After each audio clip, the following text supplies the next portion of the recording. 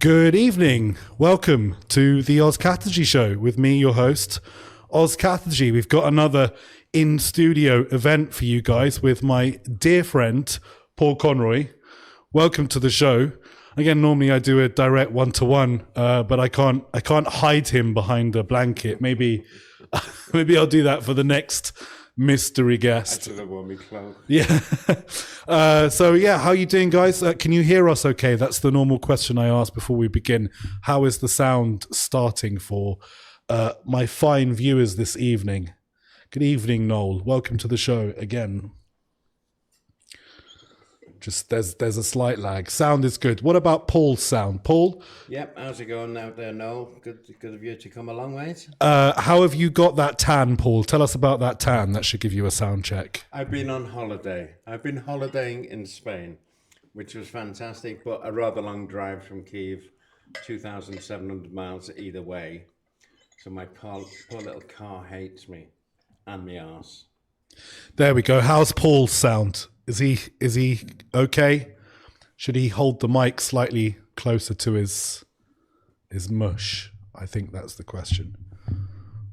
Paul's volume is slightly lower than yours, Oz, but clear. Just hold the mic closer to your face, I think. There we go. That should probably fix it. All right. Well, listen, without further ado, at this point in the show, welcome everyone to the show, particularly if you're following along live. If you're watching on Twitter, the only way to interact with us is to hop on to Twitch, and the Twitch chat will come up there on the screen, and we will respond to any questions that you guys might have. And if you're following along on YouTube, please do like and subscribe. Really, really important to help us grow. So really appreciate you guys watching afterwards. I know more of you are watching afterwards than are watching during the stream. But if you do want to engage with us at the next one, you know where to find us, twitch.tv/OzKaterji. We're doing every Tuesday, Wednesday and Thursday night with a new guest. And tonight is the legendary Paul Conroy. So Paul Conroy, who are you? Tell us a bit about yourself. I'm Paul Conroy. I'm a photographer from Liverpool. You may have heard of the football team. But yeah, I've been doing this for about 30 years, and our paths crossed in Kiev, and here we are. Wonderful to be here, Oz. Yeah, so, well, look, I suppose let's start about your life, some of the more interesting tidbits about you weren't always a war journalist. Neither was I. You know, I had a life before that. We actually have a lot in common in that we dabbled in music and we did... But yeah, tell us a bit about your life before you were a war journalist. After school, I was a war maker. I was a soldier for 6 years, and really not a very good soldier. I joined when I was 16, and I was in Liverpool. And because you join at 16, you get the option after a year to leave if you don't like it. And almost to the year, I woke up one day. I was still in training, and I went, "Oh, that's it. I think I've made a mistake. I'll get out before the year's up." And I went and I banged on the door, the sergeant, the battery commander's door, and I said, "Sir," I said, "awfully sorry. I've had a change of heart. I'll be taking myself away now." And he just looked and got me documents out, and he went, he said, "Yes, very good, Conroy." He said, "Just one little problem." He said, "Your option to leave ran out last week." And I was like, "Pardon?" And he goes, so at that point, I thought I was going home that night. But I ended up having to do another 6 years.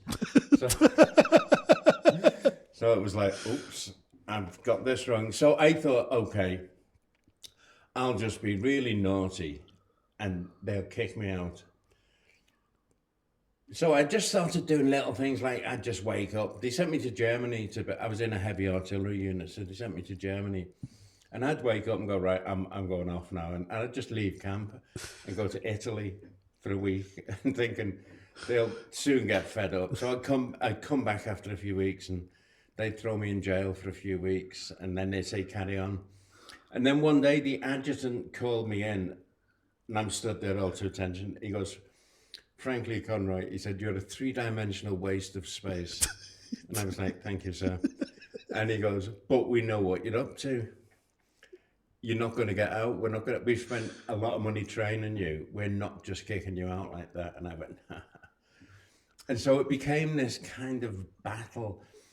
And after about 3 years, I was in jail for 2 months, in jail for a month, all of this. And then after a couple of months in one stint, one of the guys came up to me and said, "Do you know, Conroy," he said, "all the time you spend in jail doesn't come off your army time." I was like, what? And I've been in the army for about 3 years then, and still had 6 years to do. So it got really bad. In the end, I did get myself kicked out. I did something that was just too much for them to swallow, and they put me in a military prison for 9 months, and I was a free man. So that was my humble beginnings. That's one of that's the best origin story we've heard on the show so far. Let's be clear. And then you went. What happened? You went back to Liverpool.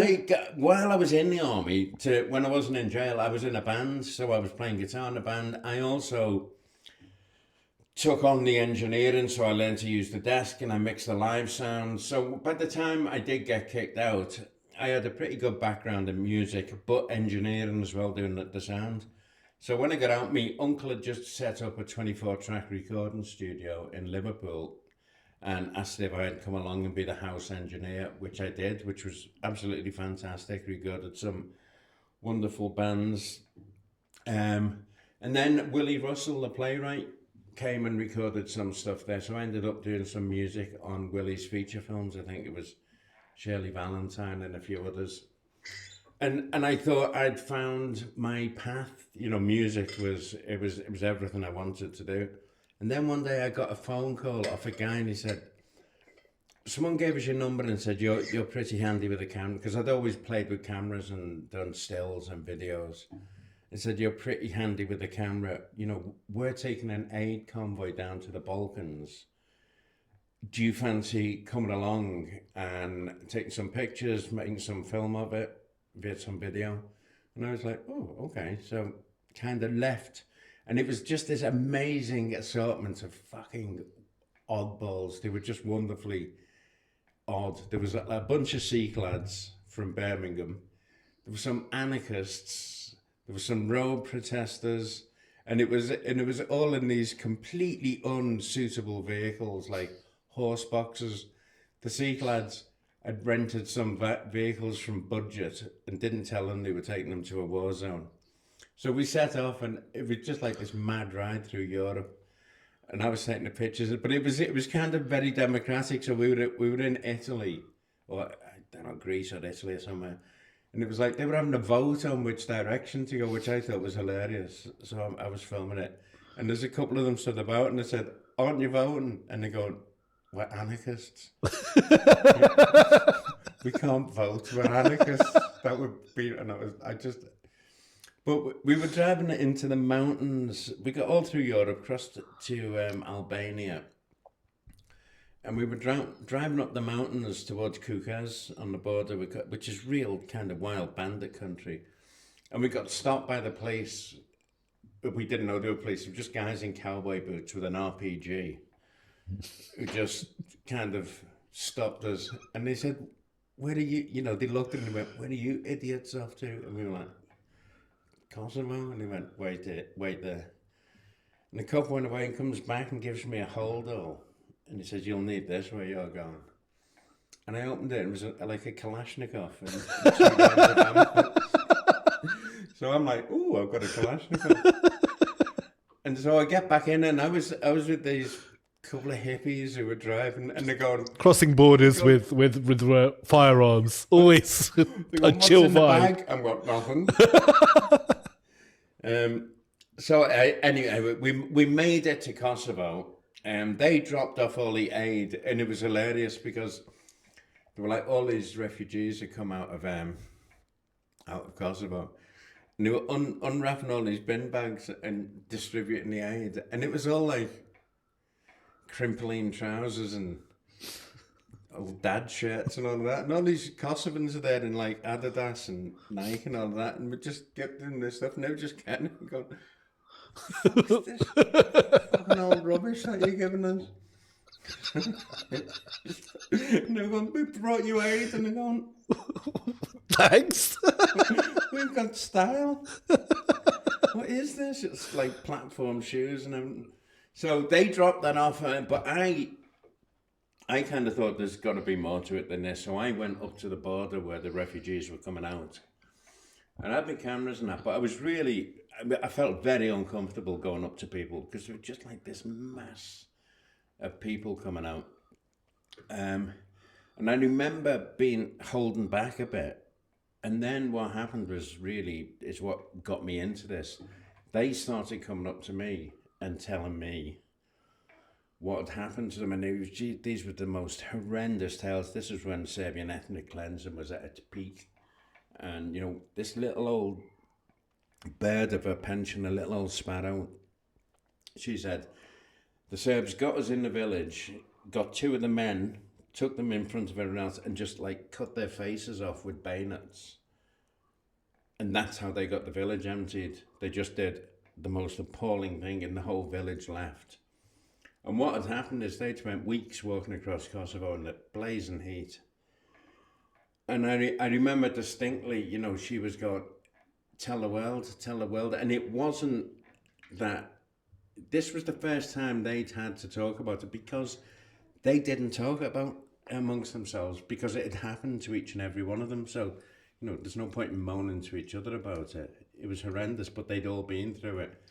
And I remember quite clearly thinking then, when they said, you know, when they told you, when they entrusted their tales of horror to you, that it was really, you know, you were duty bound to tell that story then. There's no point in going to a place like that and doing that if you're not then going to do something with that story. And that has kind of stuck with me ever since. That's when I first realised that this was an important thing to do, is to be there, bear witness, take the story and do something with it. And it's not like you were unsuccessful as a sound engineer. You worked on the Lars, they're called, I believe. The Lars. There She Go. That's a really popular song, if you remember, from the 90s. Or was it the 80s even? I don't remember the 90s. Yeah. But either way, like you were having success as a sound engineer, and suddenly you were presented this moment. So you got back from this experience, and look, it's a different industry today. You can't just suddenly pick up and decide you want to be a war photographer today, like you know. I mean, I think there's many aspects to it. At that time, I was doing well, you know, but it was just so profound. And I think the way I did progress into this industry is I stayed there. I stayed in Albania and Kosovo for 6 months. I actually went in with Kosovo Liberation Army fighters and then spent a long time in Kosovo. Then I came out and I went, okay, I really do have to tell two sides of this story. So then I went to Serbia and spent time amongst the Serbs, finding out, you know, what it was from their side. And I think that helped me, because it was, you know, it was that level of commitment. And I always found that the way I got jobs was just say yes. You know, it was always be available, and always say yeah. And I don't think it would work the same nowadays. It is, as you say, it's a whole different. Well, there's one. There was a lot more money floating around in foreign correspondence back then for freelancers, and then we'll move on to Syria. But Syria came, and journalists started being picked off by the Assad regime, by ISIS, and the kind of money that went into freelance foreign correspondence. Stringers kind of dropped off a cliff, because basically editors were like, we can't take this risk on board. Anymore. So it's a different industry. But again, you managed to build yourself up from someone who wasn't a photographer even at first. Yeah. I mean, photography at that point was a hobby. I loved cameras, you know, and it took me a long while to really, you know, I found the bizarre thing about photographing war is you can be in the middle of it, and this took me years to figure out. I could be in the middle of a really intense firefight and be shooting away, you know, you're not looking at what you shoot, you just shoot. You think, I've got that. And I can remember time after time getting back to the hotel or the room or the hospital where we live in and loading the computers up and just looking at these like really terrible photographs. I mean, they were photographs, but they weren't capturing the intensity. Everyone looked like a Marks and Spencer model. They were like, and I'm going, but that was hell.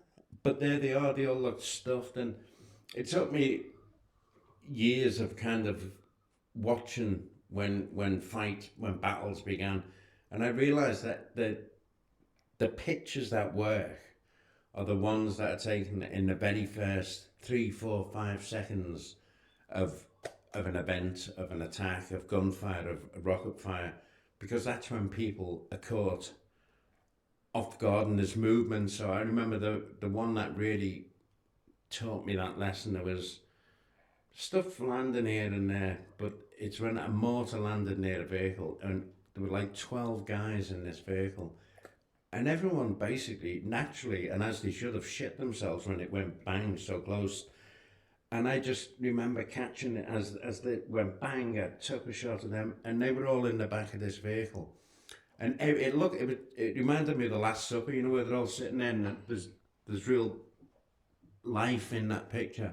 And every one of them was like, some had dropped their rifles, some were pointing, but every one of them was doing something. I thought, And I tried then, and as soon as things happen, the instinct is to put your head down in the dirt, as you should, like everyone around you.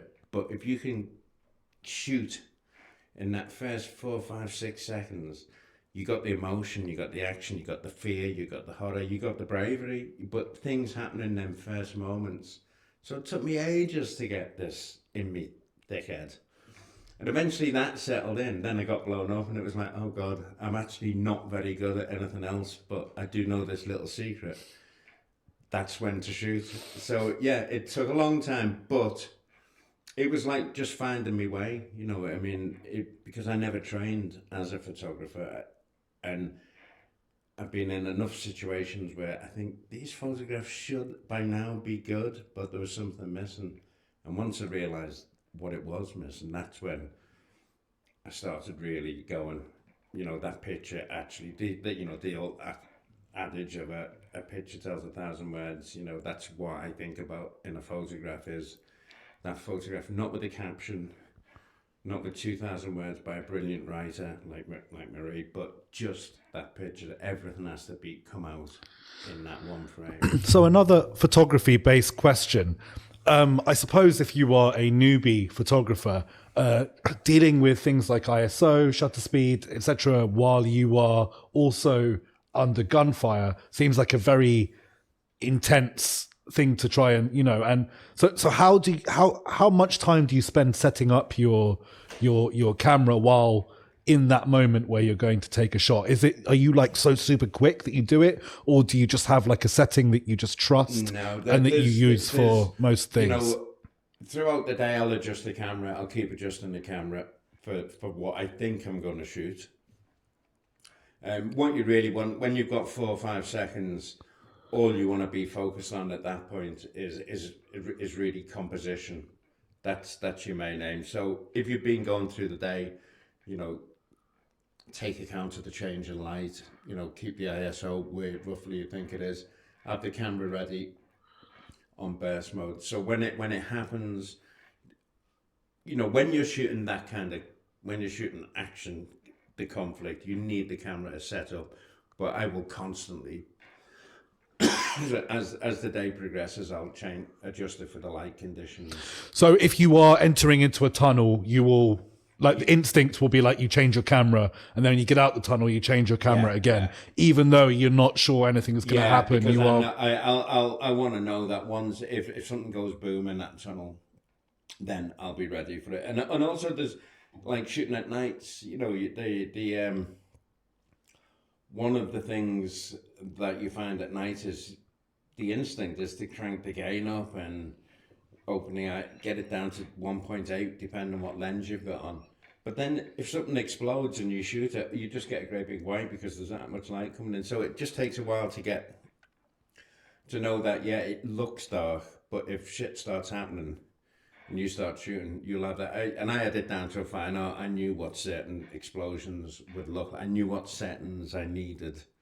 So although it looked like everything was dark, when things are going flash and rockets are going off or landing, you haven't got time to make any adjustments. Then you've just got to instinctively know your camera, so you know well enough that if you hit go, you'll get what you're seeing, and not just some terrible either whiteout or some dingy little shadow. So from my background, I was a writer who picked up a camera because I don't know, I kind of wanted to move into that space anyway, but it's not something I ever trained with. So, you know, my film is out, you can go watch the film, The Battle for Kyiv. But again, I just had a camcorder that I could trust in pretty much any condition, except for like dealing with the, you know, particularly the light, the amount of light that's coming in. That's something that can be adjusted really quickly on the camera. But beyond that, just composition was the only thing that I learned to just make sure that I've got the camera on at the worst possible moments, right? Yeah, look, you know, when the circumstances prevail, then, you know, picture quality, you know, if you've got to crank the camera, it doesn't matter. If you've got a scene that is never going to happen ever again and you're there, you know, the format of what you're recording on, or the quality kind of becomes secondary, which is slightly different in my case because a bad photograph, you know, I have trouble getting that to a newspaper. Even though the content is great, they'll just look at it and go, but Paul, that's a bad photograph. Yeah. I remember I sent the Sunday Times, I did this shot and I thought, oh, that'll just be beautiful in black and white. So I sent, Saturday night I found all the pictures and I sent this picture in black and white. And I got an email an hour later going, very nice, now can we have the colour back? So I had to email them the colour for the fact. They were just like, not interested, you know. So it is, you know, with videos a lot more forgiving in that sense.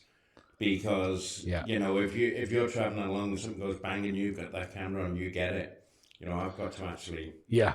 And if something's blurry, like, you know, it's not blurry the whole time. It's only blurry for a second, you've got right? the motion and you've got the... And, you know, that can be really... That can draw you in with film and video. It did work with my film. Because, that kind you of know, Blair like Witch pulling sort the of like... focus and everything, you know, gives it a very real sense of being there, and this isn't a locked off camera shot. This is as it happens. Because of course you've worked with video as well. Obviously, you know, Under the Wire includes a lot of footage. Yeah, well, I mean, that's another thing is people often ask me, you know, you know, how do I shoot good video? And you know, because a lot of cameras now, DSLRs, you know, you can shoot video on them. You know, very good video, 4K. They look beautiful, but they get hot and you can't shoot prolonged periods of time. But yes, they do like, great. If you want to shoot, people say, how do I shoot good this or that? I said, well, if you shoot both, you won't shoot either very well. Because there's a whole shooting video is a completely different mindset than, because when you're shooting stills, you are constantly hunting. Whereas video, you can look at a scene, if you're shooting video, and go, not happening here. But when I look at a scene, a room, a desert, a road, I will see something completely different that will make a good photograph. And unless your head is in the correct headspace, I'm going to miss lots of good still photographs because I'm looking for something that will look good on film. So I used to make a film once a week when me and Remi were in Libya for the Sunday Times, but I was going to even start shooting it once I had the stills in for the story that we were working on. Once I had the stills bagged away and edited and sent to London, then I'd get... But I can never do that. I've tried, and I quickly realised that I do both really badly. If I try shooting stills and then switching over to video and getting a bit of stills, nothing works. You know, they're both kind of very half rate. So that's another thing. If you know, focus on the one, because you look differently, your eyes look for different things. That's why I enjoy working with you the times that we've worked together, is that you're doing the stills and I can just hoover up the video, and we've got both at the same time. And you right? can see it's a different job, you know. It's different job. I can't even get into your headspace because I'm just, I mean, again, I'm not very technically adept with video, but I am thinking, as you're saying, is something happening is there a scene? Can I get a scene out of this? So I'm thinking in like 10-second bursts. And again, there might not be something happening, but sometimes you want to keep rolling on stuff because I'm looking for someone in the shadows who's just walked away from that scene is going. And that to me is where the still comes, they're very separate. So we normally focus a lot on the politics here, but I'm really enjoying talking about the more technical aspects of the job. Again, like you and I have similar, we covered similar conflicts and stuff, so we can jump into that. But I'm interested, what do you shoot on? And, you've got more than one camera. You carry two cameras most of the time, right, with different lenses. Yeah. So what's your regular, like, everyday setup for, if someone wanted to, again, I've always said to this, and we talked about this, I think, the last time, is that I don't advise people to take up war journalism as a career. And when people ask me, the first thing I say is don't do it. And the second thing I advise is don't do it. And then the third thing I advise is don't do it. And then after that, I will say, if you absolutely must do it, then here are the things to do. So once we've got that disclaimer out of the way that this is not something you should ever do for a living. If you were to do it for a living, here's how you would, if you were the legendary Paul Conroy, how you would set your system up. I have two cameras, and to be honest, I have both Nikon's D5s. And one of them, that my standard everyday lens of the work lens is the 24-70 because it gives me wide enough.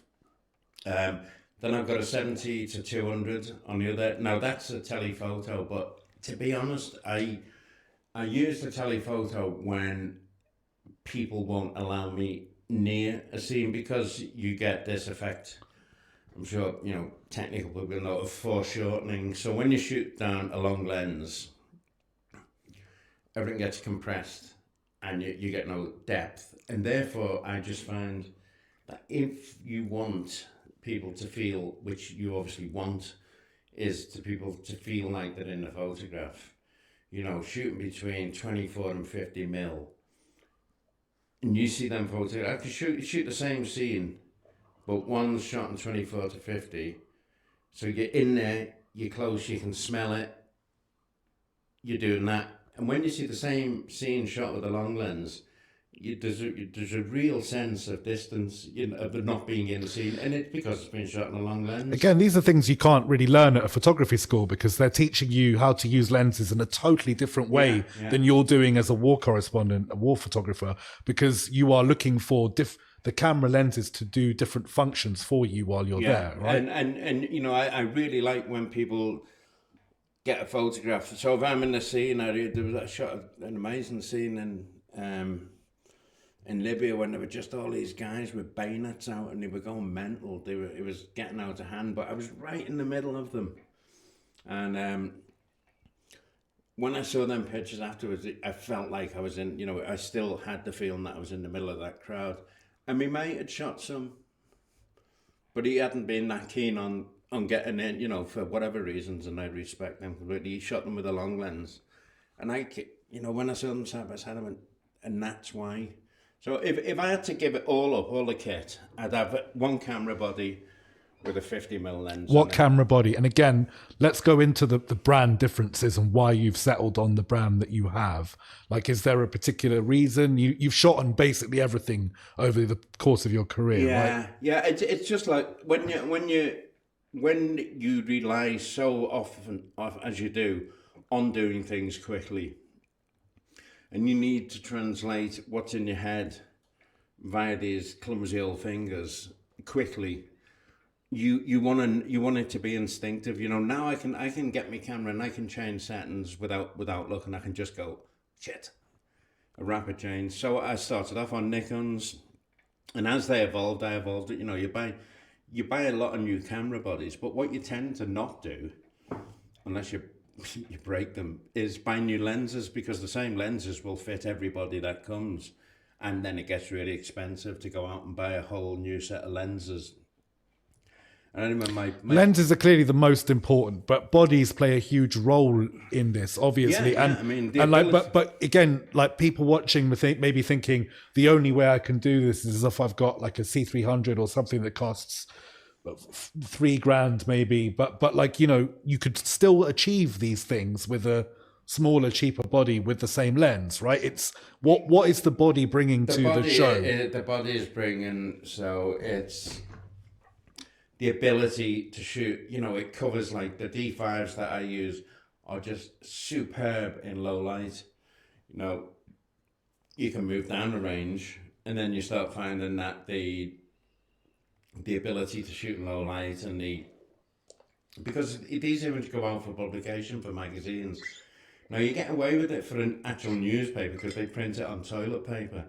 But if you get something in a glossy magazine, then you really need it to be as good as it can get. So, the more complex and versatile the camera body is, the more control you have over keeping the quality up. And it does matter. I just can't get away with it, with a bad.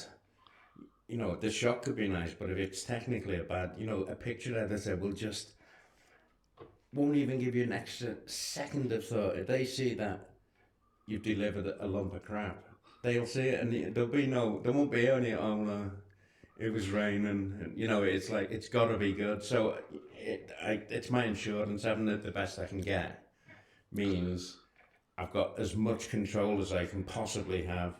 And I know it'll be great for low light at night. There are times when you want a really fast shutter speed. If you want to catch a grad launch where, they're launching missile after missile, and you want to freeze that missile in the air and not just have a blare. They look nice sometimes, just streaks. Yeah. But sometimes you want to freeze it. So, when I shoot artillery, I'll shoot at the highest frame rate I can to catch that muzzle flash as it comes out, and that costs money, to be able to shoot at them mine will shoot 14 frames a second, and that's full frame, 40 megabytes a picture. So that's where the body comes in.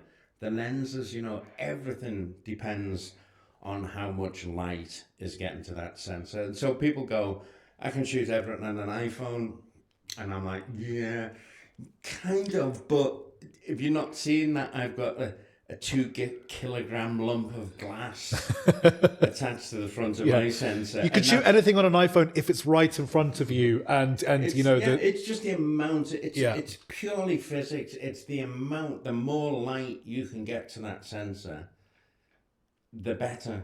And I'm afraid when your lens is the size of a chicken's eye. And, there's a reason my lens makes me sweat when I carry it. It's because it allows in light, and the quality, light has a quality to it. And that's, technically, the sensors and everything are impeccable in phones, but you don't have control of the light like I do. But look, it's a very, very expensive, thing to be into. You're relying on getting paid well for photographs because the amount of money you're investing, even in the lenses are thousands of pounds, the bodies are thousands of pounds, the memory cards that you put your information on are hundreds of pounds now, the big ones. And they have a rough life. My cameras when I was in Devon, I had the camera shop that I used to take. Come back from a job, and I just walk, and you can see the two old guys do proper brown up warehouse overalls and a beautiful old shop. And I'd walk in and they go, and I'd pull them out my bag, and I'm just like, can you clean them? And they'd been in the desert for 6 months, covered in sand, bits chipped off them and all that, and they'd just be like, take the lens off and sand would fall out. And they were just appalled that these cameras. So, ballpark figure, how much in kit that you no longer use have you spent? So not the current kit that you've got, but in a ballpark figure over your career, how much money is no longer with you because it was spent on kit that now no longer exists? Lots of Ferraris. Lots of really good nights out.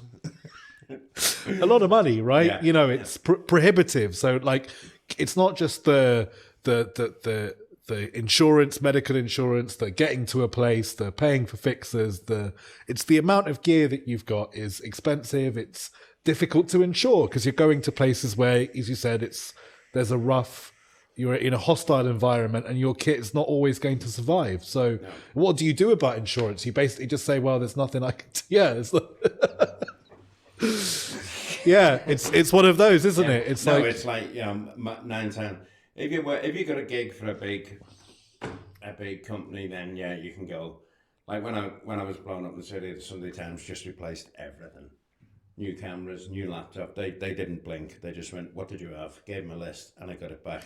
But that's a one-off. A lot of the time you're not working. And you don't want to get blown up just to get every time you need new gear. It really hurts. Yeah. It's quite unpleasant. I love cameras, but yeah, not that much. All right, so look, we'll get more into that, but just carry on with this particular theme of thought. As a photographer, what would you say your top 3 favorite photographs? Not necessarily for the way they're composed or whatever. Just that to you, if you had to go your top 3 favorite photographs. And the final question about photography I want to ask you is if you could only have one camera and one lens set up in the history of cameras and lenses that you've had or owned or maybe just used once or twice. If you could only have one thing, what would you go with? It would be my Nikon D5 body, which is me latest because it's got new things. It works beautifully, and a 50mm lens. No moving parts, no zoom, nothing. Straight 50mm lens means I've got to go down. I've got to be where things are happening, which gives the immediacy, and it's a bulletproof option. Yeah, because your photographing stuff means composition-wise, you're in the composition. You're not shooting it from afar. There's very little can go wrong with it because, like I say, there's no slides in it, there's no barrels moving in and out, and it's just a really no-nonsense, great way to take photographs. It's not too wide, it doesn't distort, and it doesn't do all the foreshortening that comes with the longer the lenses get. So that would be, I could if I could have a bag with that, that's what would be in it. Amazing. So look, you've given away a lot of industry secrets, the kind of things that you basically would never learn in like a course or whatever. So I hope our audience are very appreciative of those kind of secrets you've given away. But yeah, if we could tell us about the top 3 favorite photographs that you've taken in your career and why they mean something to you. I think the first one I took for the Sunday Times. And it was quite a horrific scene. It was a young lad in Homs during the siege of Homs, and we'd been shelled. I mean, there were buildings blowing up around us. Everything was getting destroyed. People were getting killed. And it was just this really touching scene in a field clinic. It wasn't a clinic. It was someone's living room with a gurney in it. And Dr. Mohammed, the guy who ended up treating me, he had this young lad on a bed, and he was just in his underpants, and he was laying over the bed, and his mum was stood there with her hijab on, and all in black, just touching her son on the back. And his arm was down the side of the bed, and there was a pool of blood and bandages under his arm. And so the actual photograph, the first photograph I took, was the mother with the son. And he had like these massive blast wounds to his back, so it was very graphic. And I thought, and I know what the Sunday Times, I knew the limits of what I could show. And so when I was looking at it, and I was like, it's a great shot with the mum, but the reality was the wounds and the nature of it were too much. But I did see just his arm, the way it was just hanging loose over the side of the bed, and there was a pool of blood beneath it. So I just thought, So I got down, and it's a really simple shot. It's just an arm with this pool of blood that's gathered from the clinic in general. It may not necessarily even been his, but it was just so. I thought, if anything, any photograph sums up what is happening, not just in the clinic, which was an absolute bloodbath, but the whole neighbourhood was disappearing. And I just think, I always say when I'm asked that's the one that I think. It's probably one of the simplest photographs I've taken, but it's one of the most, it's one of those, to me, that's, one of them photographs, it sticks with me, and it was mine because it tells a really strong story without being overcomplicated, without being over graphic. You know, it was something we could use, and it went with Marie's words, but as a standalone picture, it still told the story. And so that's the one that I do refer to. Second one would be, I was in Siversk, which is very, very, in the very far east of Ukraine. So a recent one. Yeah, and it's just this, it's a town, it's not a village, but it has been devastated. It'd been about 2 years the fighting going on there, and the Russians are about 8-9 kilometers away, maybe 10, and it was just like this battle-scarred city with trees and a big massive crater in the middle of the road, but the light was absolutely beautiful. And so I'm looking at this shot going, this will make a great kind of warscape of this. It captured everything. And then, out of nowhere, this little old couple come with their Macs on, with a walking stick, holding hands, and just walk into me shot. And I was like, and I got this shot, and I got it back, and I went, you know, I love black and white, you know, because you take away the colour, you're even more focused on the textures, and the textures in this of like dark brooding sky, light coming out, and all these black silhouette burnt trees, buildings with huge holes in them, massive, and it is beautiful. It's terrible, but when I think of Siversk that day and the things we saw, you know, the shot was lovely. It was a nice landscape until the people walked into frame. And I got them just as they were walking down what was left of any road. As they walked around this huge crater, holding hands, and it was like, that goes up onto my list of favourite photographs, just because of the poignancy of the old couple walking through the scene. So I suppose you probably haven't thought about your third favourite, but I'll ask a slightly different question. What about the photograph that has been the most prominent in your publications? Something that maybe not is as personally important to you, but like a front page photo or something that you know, because you are Paul is a very famous photographer. He's very modest about his fame, but you are a very famous photographer. So tell us about maybe the one that is actually a like. That's the noise of it. It was in Libya, and that's the noise a lunatic makes when he's done something insane. Like, you know, I don't want to encourage this behaviour at all. It was we were in Libya, and the rebels are being on up and down this main road between Benghazi, Gustavia, and Ras Lanuf, and Tripoli was way that way. And it became almost a kind of a routine. There'd been advance, Gaddafi's lot with shellers, we'd all run away, rebels would go back. It's back and forward up this road, and I'm just sat on a sand berm off the side of the main road running through the desert.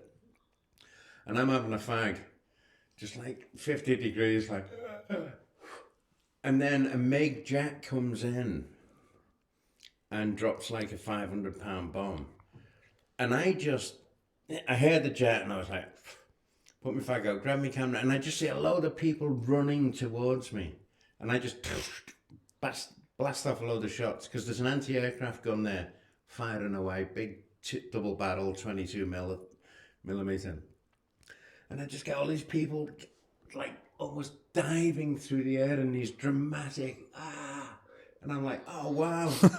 And then the bomb gets dropped, and everyone calms down. And I look, and I went, oh, it's all journalists. So you can't use it. In fact, it's all photographers. Right. It was Lindsay Addario, all the New York Times team, Holly Pickett, all my mates. And I'm like, oh, well, that's... Can't use it, yeah. But it's the most dramatic photograph, because every one of them has got this look of shit, and they're all diving, running towards the camera, and I'm in the middle with a 24mm lens, so that's like that. And I'm like, oh, well, that's useless. Then, 3 days after I took the photograph, I got this news. and it was like all the New York Times team have been kidnapped by Gaddafi's lot. They're all in prison. Yeah. Remember I when remember that. happened? Yeah. Yeah. And I'm like, Oh, fuck. I've got a photograph here. And I'm sat there, and I pulled it. I go, I wonder if they're in that photograph. And I pull the photograph of them.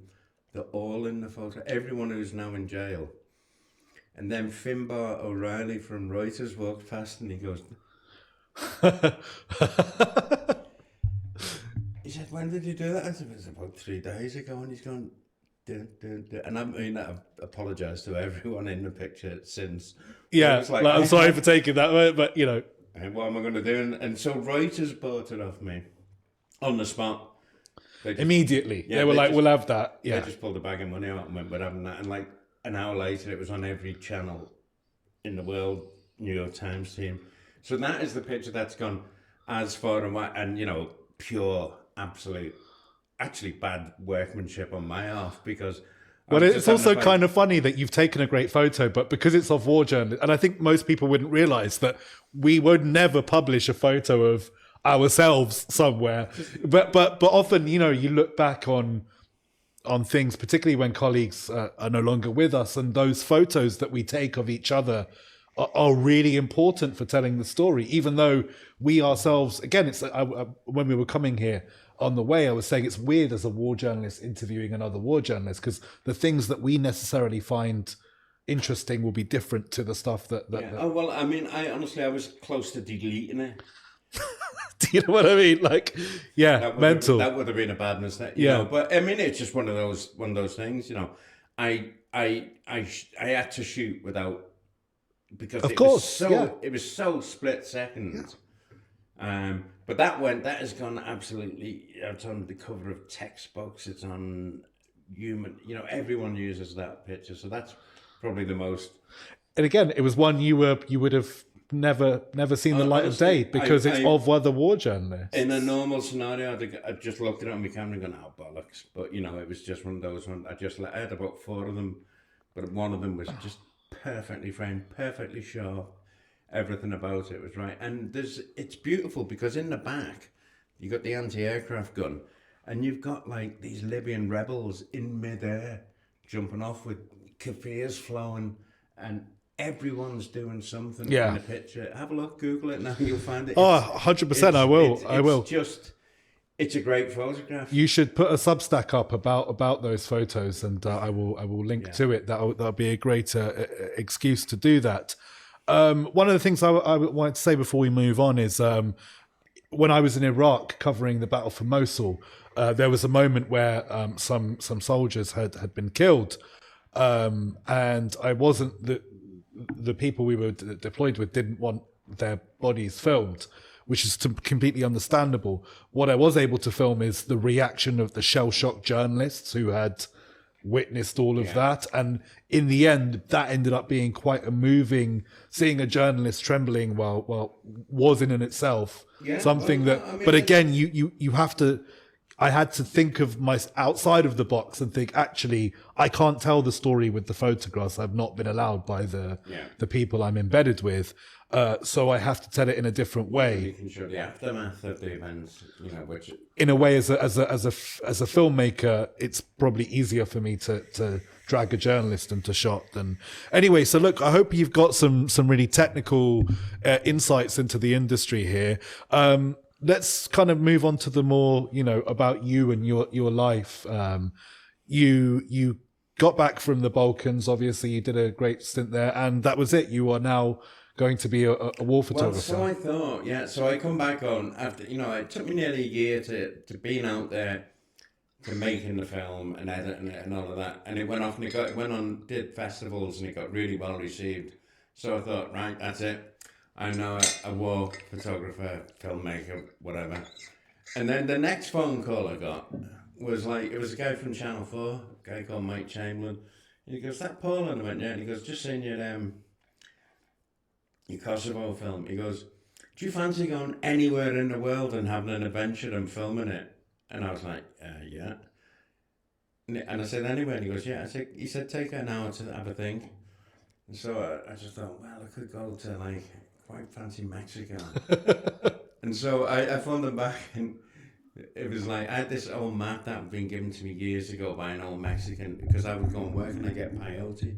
Right. So this old Huichol Indian drew me a map, and I've been in Mexico about 10 years before.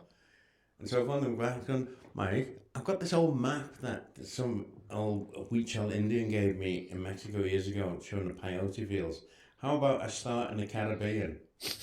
And I As you do on the way to Mexico. Like, I start in the Caribbean, and I'll make bird's my eye way, yeah. across Mexico, across land, in the Caribbean, up to the Sierra Madre Mountains and the desert.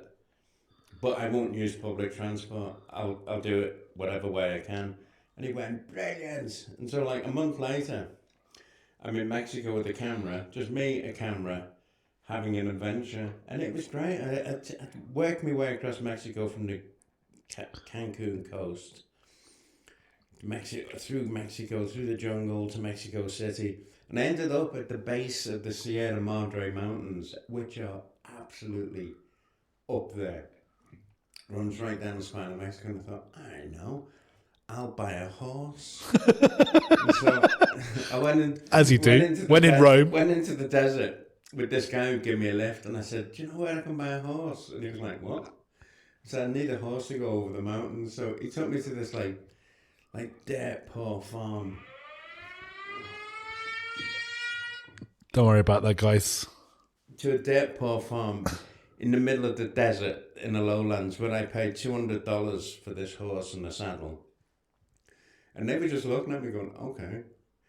And I stayed the night there, and then the next day I set off with this horse, and it was all right. I'd never driven a horse before. Yeah, as you do.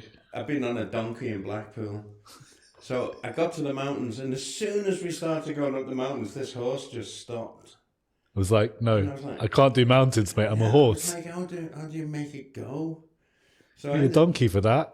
I ended up like, I didn't know what you fed a horse. I know maybe bought it. So like, just 3 days walking up the Sierra Madre Mountains with this. Pulling a horse up. It carried me bag. It was good enough to carry me bag. And so I just remember getting into this old silver mining town high in the mountains, and the first guy I saw, I just walked up to him and I went, do you want a horse? And he's like, okay. And I was like, It's a horse. gave him a horse and walked off in disgust. So that was called Bad Trip. That was so that I ended up for a little while being like a comedy travel filmmaker. That's kind of fell into that a bit. Yeah, Vice before Vice was a thing. Yeah. It was just like this idiot going to... And then I drove from Sheffield to Tokyo, across Russia, through Siberia, through Mongolia, through China, to go to the World Cup, which took 7 weeks. And we didn't have tickets when we got there. We didn't see a game. So I did get into the... You love a long drive, don't you, Paul? Yeah. My arse doesn't. But so I ended up doing these, but then Iraq happened, and then I kind of got back on course with that side. But it was an interesting distraction, because it was essentially getting paid quite a lot of money to go around the world having adventures and filming it.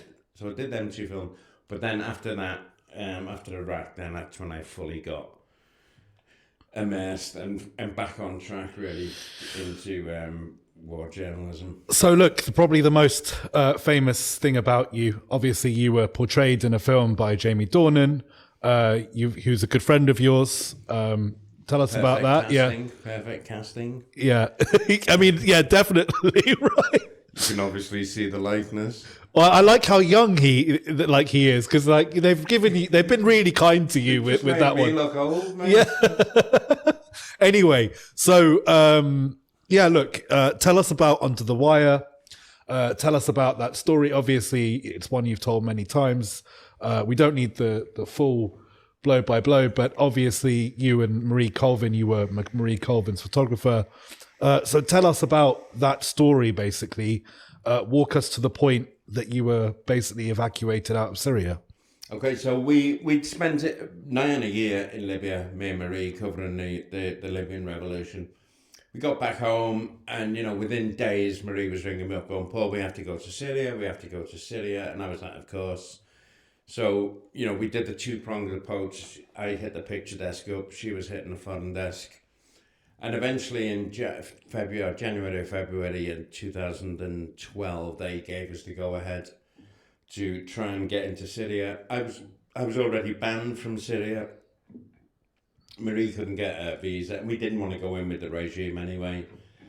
So via a long circuitous route through Beirut, me and Marie were smuggled into Syria across the border from Lebanon, through the Bekaa Valley, and into basically occupied Syria. From the moment we got in, we were being hunted.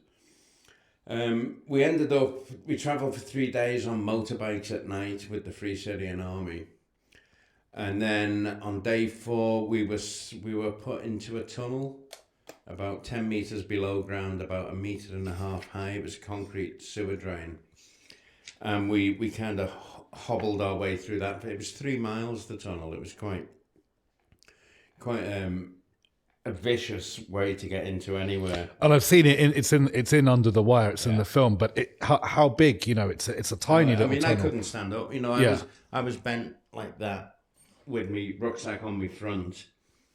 And so we basically crawled and walked through this 3 miles underground. And up above us, you could feel the earth shaking, the shell, and that was going on. And we came up into like almost an apocalypse scene. Homs was at the time was surrounded by Assad's 4th Division, by Assad's brother Mahar. And they were just pulverizing. About 25,000 civilians were still trapped in Homs. We came up in the middle of it and were taken to the media centre, which was a 3-story domestic building with about 20 guys with laptops, transmitting all the information about the siege of Homs. And from the moment we got in, it was just like, it was carnage. They were shelling every building. They'd start at one end of the neighbourhood, Baba Amra, and then they would just move the guns slightly and just shell and shell and shell. And they'd do these sweeps up and down the neighbourhood all day. And we were in there for about 4 days. We had to go out briefly because we thought the land forces were coming in. So we went out, we came back through the tunnel, that damn tunnel. Got back in, and after 2 days back in, it was getting so bad that one day I said to Marie that most of the people who took us in had been killed. So we were losing all our other people who'd been looking after us. And I said to Marie, I don't think we're going to get out of here in one piece. We should do some broadcasts, because if we file on Friday, we won't be here. So we both agreed that it was only thing we could do was transmit. So we went on the BBC, CNN, Channel 4, and did 3 broadcasts. 6 hours later, the regime targeted the media centre and put three or four Grad rockets into it, which just devastated the building. Marie was killed instantly. Remi Ochlik was killed instantly. I had a kind of fist-sized hole through my leg. That was kind of half hanging off, really. And Edith Bouvier, French journalist, she was seriously wounded. Whale, our translator, was seriously wounded.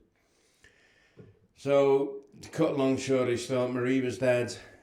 Remi was dead. They patched me up as best they could. They stapled the hole together in my leg using an office staple gun.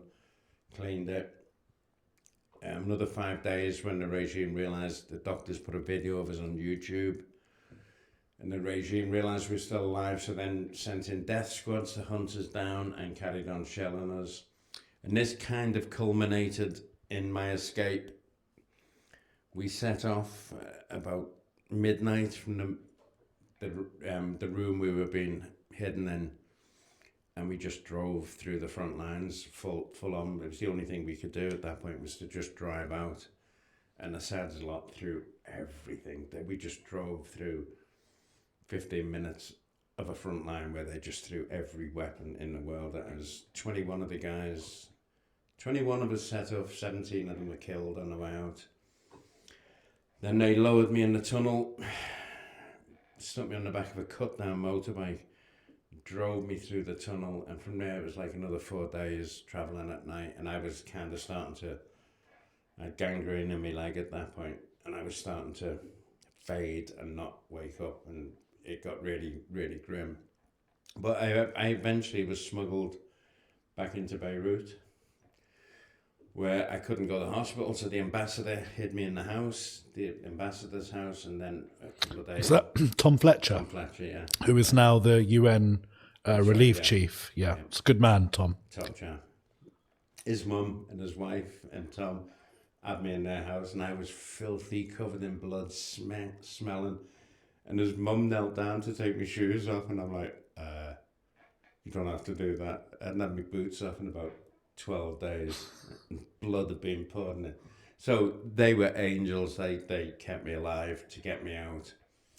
And eventually I got back to England, and then spent a year, 6 months in hospital, get me operations done. They pulled big scabs of shrapnel out my belly that I didn't know were there. So it was quite traumatic. And over the next year I wrote a book, Under the Wire, which was then made into a feature-length documentary using a lot of the footage I'd shot and a lot of the footage the guys in the media centre had It's shot. absolutely harrowing. I would definitely recommend you guys check it out. It's an incredible film. And then from that, then Hollywood beckoned, and a film was made, you know, about Marie's life and about our time in Libya and Homs and what happened. And Rosamund Pike played Marie, and Jamie Dornan was, as I say, expertly cast as my good self. So I had to go and train Jamie on being me in Amman, Yeah. Jordan, which was quite funny. How well do you think he pulled off being No, you? he was good. He was great. I will say he seems to be like a more serious version of you. Yeah. Like, like you're like laughing half of the time that I'm with you. So it's sort of, he's quite a, Yeah, it was somber. Play it straight to Jamie. But Yeah. it was funny because we got the hotel and I was like, bar? And he went, well, I was going to the gym. And I was like, oh, yeah, of course. Now there's a scene in the film where he's, where you are warning Marie of the consequences of what you're about to do.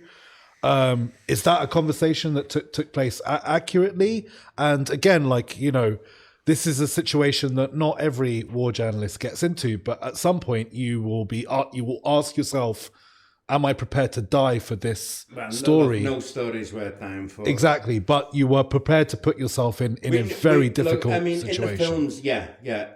Look, I saw the film, and what both films come across as is like, there's a bit of insanity there, but it wasn't like that. It was like every step was every step was a step within itself. We never had that overall picture of, we're walking into doom. It was always, okay, well, we can do the next bit, And it was after we came out, Marie, after 5 days, when they were told there was a land invasion, and then we decided to go back in. We didn't tell the Sunday Times. We just turned the satellite phones off and went back in. And just as we were getting back in the tunnel, I just got a really poor feeling. So I said to Marie, look, I don't know what it is, but I've got a weird feeling about this. She goes, well, what do you know? And I said, I don't know anything. I just feel that it doesn't feel good. And she just thought about this for a minute. She went, well, I'm the journalist, you're the photographer. You want to go home, you can. And, we're sitting in the tunnel. And I knew she was going in. So I just laughed and went, of course. And we went back in. So I did voice it. And I said it. But, I didn't know anything. It was just I had a gut instinct at that point. And it felt wrong. But what I learned about 3 years later is when they got Whale out of Beirut, and he now lives in Finland. He pulled me after he was in the documentary, so we'd been filming. And he said, do you remember you stopped us and said, I've got a bad feeling? I was like, yes. Because I'd always felt like, did I try hard enough? Did I do everything I could to stop what happening? And I was always, I don't know if I did try hard enough. And he said, well, we were before we went back in the tunnel, we were hiding in a building, and he was a sheikh, and he'd give us tea and coffee, and sat there for about 2 hours waiting for the night to fall to get back in the tunnel. He said, when we got back in the tunnel, he said about 15 minutes after we got in the tunnel, one of Assad's artillery shells exploded in the garden and detonated 700 kilos of TNT that was stacked against the wall we were leaning against. And he said everything in a quarter of a mile was vaporized. So if we had gone back, chances are we'd have gone back to the Sheikh's house. So that kind of put my mind at rest that even if I didn't try hard enough, it was probably... I mean, also, like, you know, the agency of the people involved. You know, a journalist who wants to cover a story, there is no one in the world that is going to dissuade them from doing that. It was it wasn't a big deal, but it was, so you asked if it was in the film, it was a little bit of a longer conversation. But yeah, it did happen, and it was like, the thought of rolling back up in London, going hi to everyone in the Sunday Times. You go, where's Marina? I'll let her go in, Yeah. It wasn't happening. So yeah, but it did put to rest a little bit of that feeling that I had of, did I try hard enough to stop it? So look, you got back to England and you were on the road to recovery, and you and I became friends after that. We've known each other for a long time now, more than a decade, I'd say. Too long. But I came out to Ukraine, and again, you hadn't been in the field for a long time, and I was like, come, Paul, you should come out with me. This is where the story is. So you eventually came back out there. Tell us about that decision. That can't have been an easy one for you. No, see, the thing was, when I got out and I was in hospital, I woke up and I thought, to me, this assignment wasn't over. Marie was dead, Remi was dead, all them people who got me out were dead. And they'd said, we'll get you out, you tell the story. So I had to make the mental decision of I would just keep publicising what had happened in Syria, and that's why the films, the book, everything was all part of telling their story. The other side of that was everyone who knew me was like, you are never going back to do this again. So I had to kind of go, oh, okay. That's, understandably, people were like, quite, you're not doing this anymore. This is, You've had your luck of lives. I should have learned. Yeah. So I had to go along with this, and I was like, all right. And then eventually, my mate Josh Stone, the singer, I could walk again by now. And I was like, oh, what do I do now? So she said, Paul, she was doing a world tour of every country in the world. She goes, I need help with some countries. And you're like, and I'm going, okay, I'm listening. I know why she's rung up. Yeah, right. There's only one country in the world that anyone's calling you about. Right? She's going, can you get me into Syria? And I was a bit like, well, I can get you in. I don't know if I'll get you out. I've got a bit of a bad track record. And so, but she needed to go to Syria, Iraq, Yemen, Saudi, Libya, South Sudan, Burundi, all of these beautiful places. So that kind of got me back doing lightweight jobs, taking pictures and helping Josh do this tour. And then when Ukraine happened, at the Frontline Club, I was a trustee there. We came up with the idea. Love the Frontline Club. If you're in London, please do visit the Frontline Club. It's a wonderful place to visit. Good place to go and have a tipple. So we came up with the idea of, we raised some money by lighting up the Russian embassy in Ukrainian colours. And they were like, what should we do? Buy flak jackets and body armour? And I was like, we could set up a training depot in Lviv and train Ukrainian journalists, give them some hostile environment training. And they're going, but who'd run it? And I was like, well... I know a guy who's... Possibly, I've got some experience in that field. So I was like, I've done it. And I was packing my car to drive out here. And all my lads are going, Dad? And I'm like, yeah. And they're going, you're going to train journalists? I was like, yeah. And they're going, why do you need your body armour and helmet? And I was like, oh. Why do you need your cameras, Paul? Yeah, exactly. Caught me loading all my cameras in the car. I was going, well, it'd be silly not to have them, wouldn't it? And so I faded almost without anyone noticing that I'd gone back. And, once we trained nearly 300 Ukrainian journalists in hostile environments. But I was commuting, so I was in Lviv, which is in the west. And at the week, on Thursday night, I jumped my car, drive to Donbass, it was 2 weeks between the course, spend a week in Donbass, and drive back and train again, and then the week. So I was commuting like 1,000 miles every 2 weeks, backwards and forwards to the front, and then the money ran out for the training, and I was back. So it was almost like a long, slow transition back from. But you're here. You're back. You're now living in Kyiv. You are a war journalist that works freelance, still doing your photography, working out east. You've got a Substack that we'll put a link to in the show notes. So you're back in business, right? And you know, it feels right. It doesn't feel, you know, I've got a healthy regard. You know, I know a lot about artillery and what happens, so I have a healthy regard for the dangers. But it's what I do, you know, and it is a hard one, because when it happened, it was like, as I said, you know, about learning to take photographs and all of that. It was like, you know, it's kind of it's who I am. That's what I do. You know, that's one of the only things I'm good at is that, and that's gone. So it did leave a big hole, but now, you know, it's the question that I've had put to me on the show, like, what would I even do without this job? Like, I don't know who I am with, you know, it's been the sum total of my career. I will say that being from a background that has no military experience whatsoever, I am always very thankful when I am in, because no matter how much conflict I've seen, and I've seen a lot of conflict now at this stage of my career, being around someone like you who knows those sounds much better than I ever will, it takes a slight weight off your mind, because you know, I like to be any advantage in them situations. 100% is an advantage. It's the difference between life and death in some instances. So look, we'll just turn to the chat. Thank you so much for everyone. We've been here for an hour and 14 minutes so far, so I really appreciate everyone that's tuned in tonight. Is that Rami? Rami, really pleased that you made it to the Twitch chat for the first time.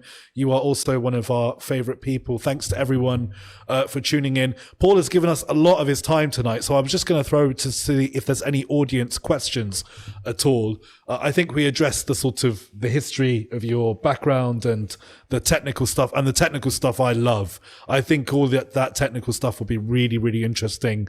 If you're a newbie photographer, you want to learn about the kind of, you know, skills you need to pick up to do this. So I'll tell you what, maybe that's a good ending question for you. If you are giving advice to someone starting out, again, I know I always get told off by like Amnesty and that, because my no, I can't. My advice is like bad advice. So okay, no, well, let's go with the bad advice, but the stuff that's not going to get you cancelled. It's like, you can spend a lot of time writing pictures to editors, and I know that 9 out of 10 editors are so busy and so up the wall and so mental.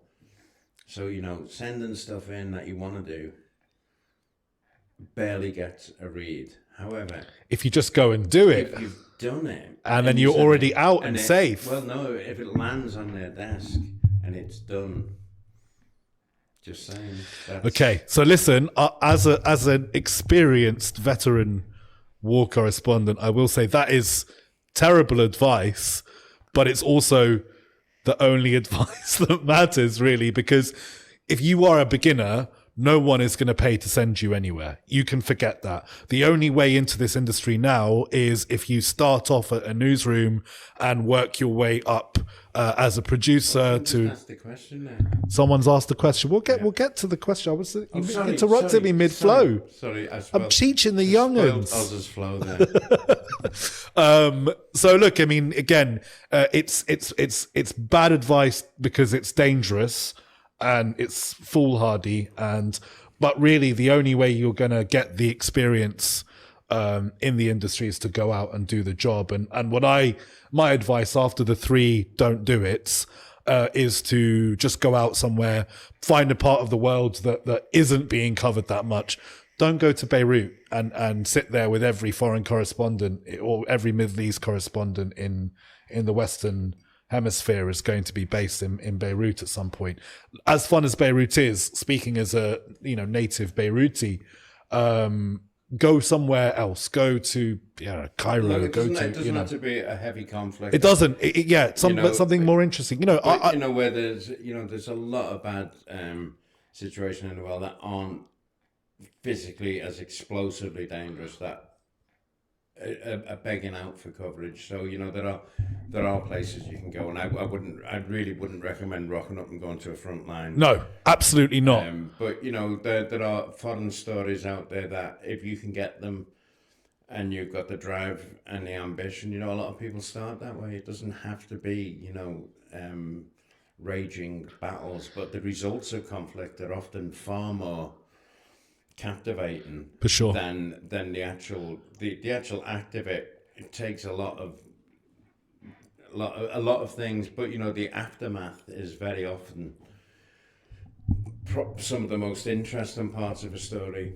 Is what happens next, and that is something that is doable, and you can get there and you can be pretty safe doing it. So we've got a user question from our mutual friend Remi Jarrah, and probably a good note to end the show on. Remi? Yeah, it is Rami. He's saying hello. He said two of our favorite human beings in one frame. So the question he's got to you is: are you planning on going back to Homs? And you are. So tell us tell us what you can tell us. Yeah. And hopefully we'll hear more about that in the coming weeks, months, years. So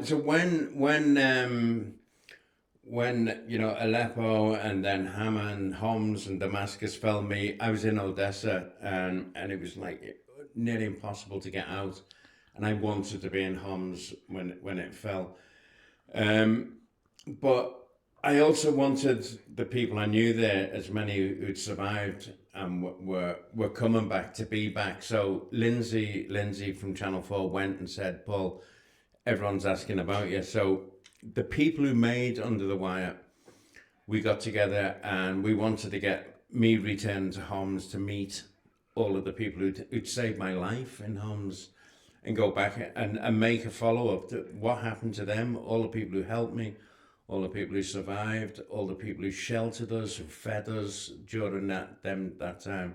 So yes, the plan is in the pipeline at the moment. And as much, I really have to fight the urge to just go back and see people, but I really want it to make it, when I do go back, that it's genuine, and it is the first time I meet these heroes since I was there. So I've fought the urge to just go back to say thank you to everyone, and we're going to try and make it a follow-up to Under the Wire. I have to 100% when we were coming to make my film The Battle for Kiev, and you were one of the associate producers on that, so thank you for your input. The film wouldn't be the same film without your input. But one of the things that we did was, when we recorded that post-conflict or post-film interview that we used as the basis to build the film around, I went back to Bucha to do, but we were just on location in Bucha, and one of the personal annoyances that I wish we'd have done differently now is that my reaction to visiting Bucha for the first time was completely not on camera. It was whatever, because we were just doing it for this film, and it was a shame, because would have been a scene that would have meant something. I want to make it that as authentic as possible, because I just know the emotions will be high, and you can't repeat that. As you said, it's the first 4 seconds, and those 4 seconds are. So that is the plan. That's very, very much the plan. Well, look, Rami says he hopes you go before shit hits the fan. So on a yes, yeah, we. I mean, look, I'm up for going. It's obviously the director and all of the crew have not done this kind of stuff before, so it has to. I'm just hoping that the people it's going, the commissioning process, Rami, it's the forever process, and I just hope they get their backsides in gear and get us out there before, as you say, the shit hits the fan.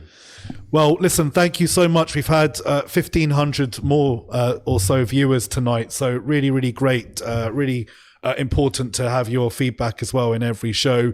If you're following along on YouTube, you really enjoyed having you guys watch along on YouTube, really enjoying watching the audience grow there. Please do consider liking, subscribing, and commenting, letting us know in the comments what you thought of the video. It really helps the channel grow. To everyone who's following along on Twitter, thank you, really appreciate you. The only way to interact with us live is to follow along on Twitch.